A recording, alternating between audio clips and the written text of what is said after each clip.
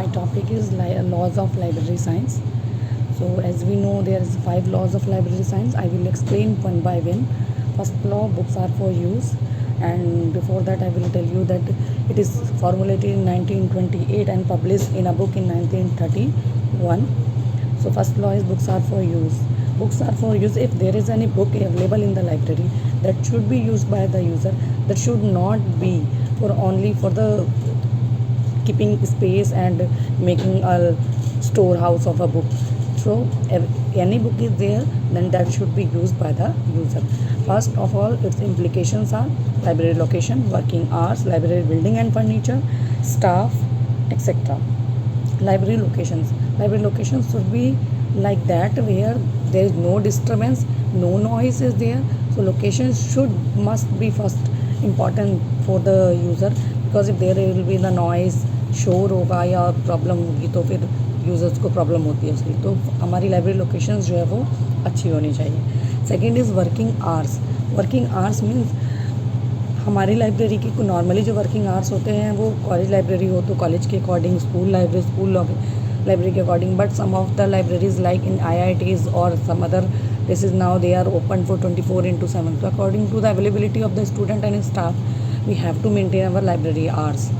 And the library building and furniture, that should be comfortable, and racks, shelves should be like that. If we have a more space in our library, then we have to put the racks and space for reading rooms separately and discussion rooms. Nowadays a new word is makers room, where someone can discuss that anything. So that should be available in the library. So library building and furniture should be like that. Staff should be skilled. If there is an unskilled staff which are working from traditional ways, so we have to be skill them by giving them workshop and trainings. Now the second law of library science is every reader his or her book. There is any reader coming in our library, we have those materials related to our patron or user. If any user coming in library and we have no material available for him, so no means of that library. So every reader his or her book available in the library, and its implications are obligation of state, obligation of library authority. Obligation of states, what is the meaning is this? It is obligation of state to develop and maintain a library that is capable of providing adequate library services to all the people. इस तरीके की library जो है state को बनानी चाहिए जो कि अपनी सर्विसेज और चीज़ें जो है एडिक्वेट तरीके से प्रोवाइड कर सकें लाइब्रेरी सर्विसेज कम्युनिटी को. दूसरा है एप्लीकेशन लाइब्रेरी अथॉरिटी इसलिए बनाई जाती है जिससे कि चॉइस ऑफ बुक और चॉइस ऑफ स्टाफ जो है वो मेंटेन किया जा सके. Third law is every book it's reader. कोई भी बुक है तो उसका रीडर होना चाहिए. अननेसेसरी मटेरियल हमारी लाइब्रेरी में अवेलेबल नहीं होना चाहिए. ये स्पेस भी क्रिएट करता है और फिर हमारा स्पेस जो होता है वो अननेसेसरीली यूज़ होता है. प्लस हमारा जो बजट है वो भी ख़राब होता है. फाइनेंशियली हमारी लाइब्रेरीज जो होती हैं उनको बजट की बड़े इश्यूज़ होते हैं. तो we have to be maintain those type of books in our library which is required by the user only. In open access system it is possible, very much possible, because कोई user कोई requirement भेजता है तो हमें पता चलता है कि किस टाइप के यूज़र हमारी लाइब्रेरी को यूज़ कर रहे हैं.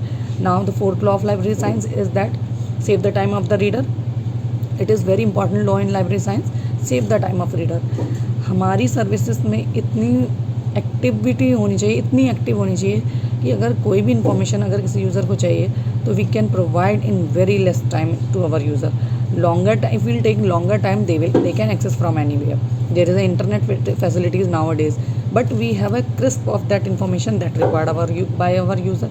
So suppose that if any user required NEP document very well available on the UGC website, AICT website, or higher education, Ministry of Education, on the internet and different aspects. But we have a crisp of that NEP, that what is the salient feature of that, what is implemented, what is not implemented, what is the future. We have crisp of that information. So हमें कोई approach क्यों करेगा? NEP का 245 page का कोई document नहीं पड़ेगा. But if you provide the crisp information which is required by the any of the user, they will use. So save the time of user is very important.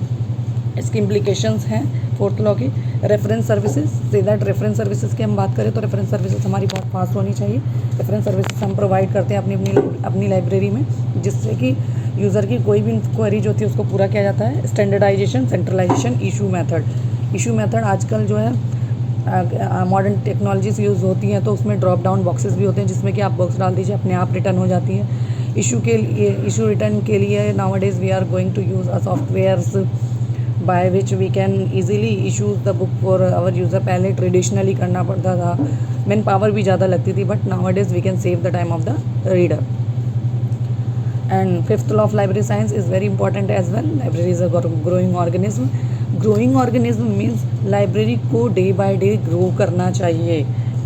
Books के favour में हो, staff के favour में है, या फिर readers के favour में, या फिजिकल इंफ्रास्ट्रक्चर है, या बिल्डिंग है, या फर्नीचर है, that should be grow day by day. Nowadays we can see the virtual library without walls, but if there is a physical presence of the library then there should be the furniture should be comfortable. पहले हमने normal chairs लगाई हुई थी या 10 लोगों का space बनाया था। Nowadays more users are coming, so we have to make the space for them as well. Books पहले हम कलेक्शंस लिमिटेड रखते थे, अब हमारे पास जो यूज़र आ रहे हैं उन्होंने कलेक्शंस कुछ और डिमांड किए, तो हमें उसके अब ऑनलाइन सब्सक्रिप्शंस के लिए हम जाते हैं। हमें ऑनलाइन अगर चीज़ें मांगी जाती हैं कि ई बुक्स चाहिए, या फिर समाव फुल टेक्स्ट डाटा के लिए भी डेटाबेसेस हम अपनी लाइब्रेरी में एक्सेस सब्सक्रिप्शंस लेते हैं। सम ऑफ दैम आर, अगर पब्लिक लाइब्रेरी तो बहुत सारे यूज़र्स जो होते हैं वो ई न्यूज़पेपर्स की भी डिमांड करते हैं, जो प्रिपरेशंस करते हैं कॉम्पिटिटिव एग्ज़ाम्स की।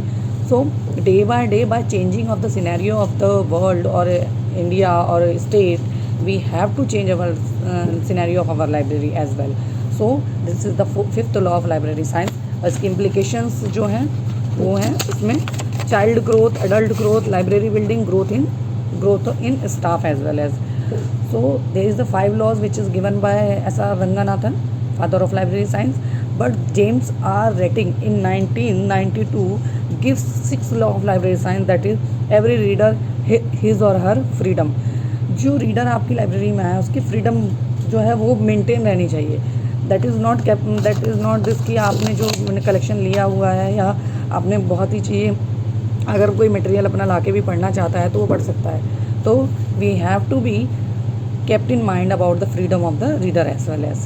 So this is the 5 laws of library science. Thank you. If you like this video, please like and subscribe as well as. Thank you so much.